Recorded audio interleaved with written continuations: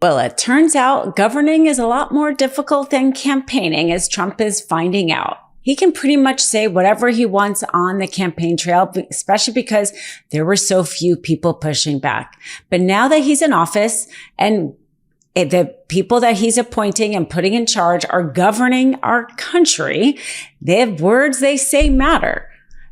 His office have tried to put out a memo on Monday, freezing trillions of dollars of federal grant and loan money across the country in this broad sweep, specifically excluding only Medicare and Social Security. You can imagine the chaos it ended up causing. And now, just 2 days later, they've had to completely rescind that memo freeze in a very embarrassing turn of events for them, showing that they do not know how to govern. My name is Dina Sayegh Doll with the MeidasTouch Network. Let's break down all that happened. So the Trump memo, they put out this grand statement saying, freezing these federal programs, they're trying to root out, as they say, DEI, transgender ideology, and the Green New Deal. I mean, these are their talking points. This is how they got so many of their people to the polls. So they just decided to enact policy, essentially, with these phrases. The problem is those phrases don't actually mean a whole lot when you're actually talking about governing. So then they had to put out a second memo, because in the first memo, they only excluded Medicare and Social Security. And so states weren't sure if Medicaid also was being frozen and portals were shut down. The chaos it created, because again, this is real governing at this point. You need to be a little bit more specific than that. So then they tried to put out a second memo clarifying the first one to give more guidance. But interestingly enough, I don't think this one was any more clarifying. They said, well, this is what they said. They said any program not implicated by the president's executive orders is not subject to the pause. Really, not confusing sentence. And so they're saying that the executive orders that they are listing in guidance, so the programs that are affected by these executive orders are the ones that are paused. And these are the executive orders that they list: protecting the American people against invasion, reevaluating and realigning United States foreign aid, putting America first and international environmental agreements, unleashing American energy, ending radical and wasteful government DEI programs and preferencing, defending women from gender ideology, extremism, and restoring biological truth to the federal government, enforcing the Hyde Amendment. So they said any program that provides direct benefits to individuals is not subject to the pause. But the problem is that most of the money goes to individuals. So if you're stopping a program that gives, sure, the federal government gives money to the state, or the federal money gives money to the nonprofit, but they're not keeping that money. They're giving it to the individuals. So it's very rare for a program to be just directly to the federal government, to the person. And then it says the guidance establishes a process for the agencies to work with OMB to determine quickly whether or not any program is inconsistent with the president's executive orders. Well, do you know what that process ends up being? Let's hear what his White House press secretary tells everyone what the process is.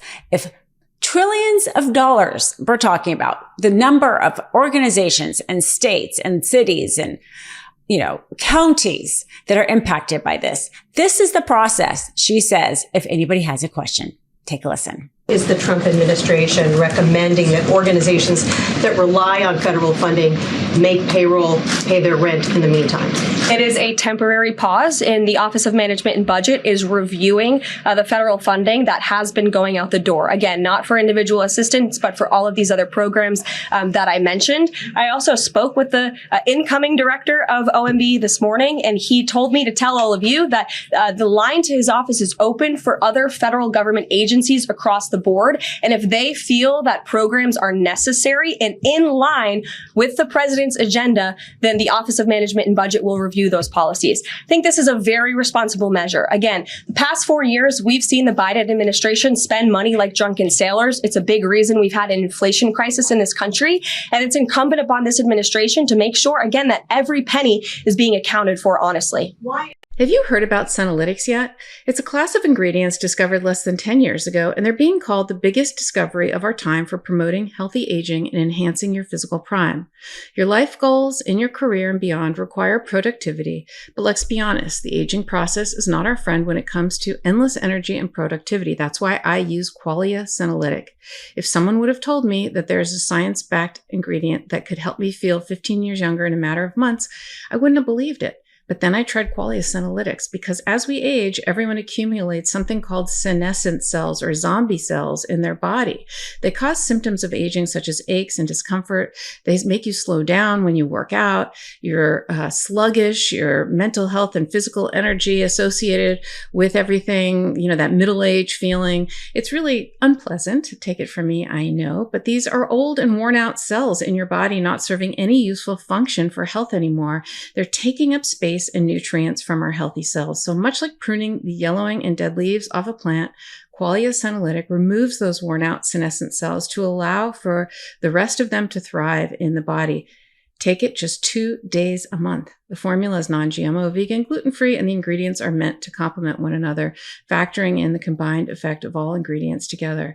It has a 100-day money-back guarantee, and this clinically tested 2-day rejuvenation regimen may hold the key to unlocking cellular health and revitalizing aging tissues throughout the body. New research on aging and longevity, including a clinical study on Qualia Senolytic, show that senolytic supplementation can play a huge role in enhancing how we age. So I have started using Qualia Senolytic. As everyone knows, I'm always trying to fight back the fact that I'm 58 years old, and it is making me feel younger. In fact, I've been walking a lot more. I walked 10 miles the other day, and it just makes me feel like I have more energy, I'm more productive at work, and more enthusiastic in life, and I have less aches and pains. Always a great thing. So resist aging at the cellular level. Try Qualia Senolytic. Go to qualialife.com/mistrial for up to 50% off, and use mistrial at checkout for an additional 15% off. That's for your convenience. Qualia Senolytic is also available at select GNC locations near you. That's Qualia, Qualia, life.com/mistrial for an extra 15% off your purchase. Thanks to Qualia for sponsoring today's episode. One on the freeze in federal funding. Who advised the president on the legality of telling government agencies that they don't have to spend money that was already appropriated by Congress? Well, as the OMB memo states, this is certainly within the confines of the law. So White House counsel's office believes that this is within the president's power to do it, and therefore he's doing it. Okay, so they disagree with lawmakers who say that they don't have the power to freeze this funding. Again, I would point you to the language in the memo that clearly states this is within the law. And on what happened on Friday night, the Thing is, not only did this cause a lot of chaos because it didn't literally make any sense. I mean, even his executive orders don't make any sense, and that was what they were supposed to use as guidance.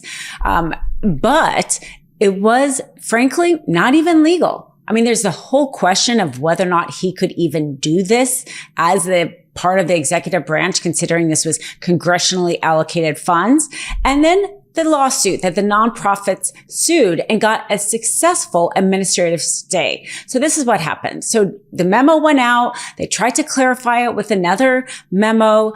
And then this lawsuit, these nonprofits went in and they said, stopping this freeze is illegal under the act that governs how agencies are supposed to run. And they are not supposed to be arbitrary and capricious as this is. And in addition, that this is a violation of our First Amendment rights because his memo so specifically was targeting DEI, transgender ideology, Green New Deal. He talks about it. This is what he's trying to target. He's not saying he's trying to target efficiency, fraud, waste. He's trying to target these values, right?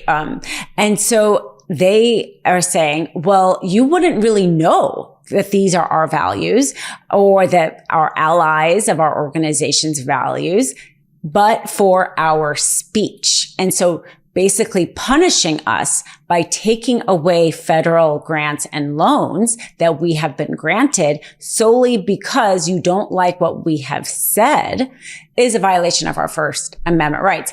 And those were so strong of arguments. Those were very strong arguments that the federal district judge put an emergency hearing for just hours after, and then quickly did an administrative stay, which meant that their freeze, the memo freeze, was paused until Monday, February 3rd at 5 p.m. Now that's not even necessary because the next morning, right after that administrative stay, the Trump administration itself rescinded that memo entirely. An embarrassing attempt for them to punish people who may have similar values to Democrats, using that bully pulpit, using federal money, right? That's what they want to do to California. Oh, we're not going to help you rebuild because you're a blue state, right? Even though California pays more in federal taxes than any other state, like Trump likes to think this is his money. So he was acting like this is his money. It's not his money. And there's other laws. And I think this is a really good example of how we felt very defeated after the Supreme Court immunity decision that essentially held that most presidential functions are above the criminal law, right? Above the criminal law. But I think that's the important thing here is we have a lot of civil laws in our country. He can actually be sued civilly, personally, while he's even still in office for his personal conduct. But we have a lot of other laws, and we're seeing this come out. We're seeing this come out with the lawsuits against Dodge, saying that if they were going to be an outside agency, they had to comply with certain rules. Then we saw the lawsuit with the birthright citizenship that put an immediate temporary restraining order on that decision, that judge saying it was boggled his mind that any lawyer was involved because it was so unconstitutional. And now you're seeing this, stopping this freeze, undoing the freeze because there are laws about how agencies are supposed to act, or they're supposed to govern themselves. And so not only is states' rights going to be more important as we see all these state attorney generals gearing up to fight against Trump, but we're going to find all of these other laws that are in place that govern our country. And Trump may not want to act within the law, but he's going to have a harder time not doing that than he would maybe at this point committing a crime. I mean, that in itself is disturbing, but it's the truth because there's a lot of civil laws out there that govern the interaction between all the branches of government and how the branches of government, even the executive branch, is supposed to carry it out. And you can see how Trump felt about the law because the question was asked of his White House press secretary. Did anybody take a look at the law? And, it was themselves. They basically asked themselves, and asking themselves in this Trump world means that they're going to just do whatever they want, which helps because if they don't even try to do it in a way that's legal, it is going to be much easier to stop. Love this video? Make sure you stay up to date on the latest breaking news and all things Meidas by signing up to the MeidasTouch newsletter at MeidasTouch.com/newsletter.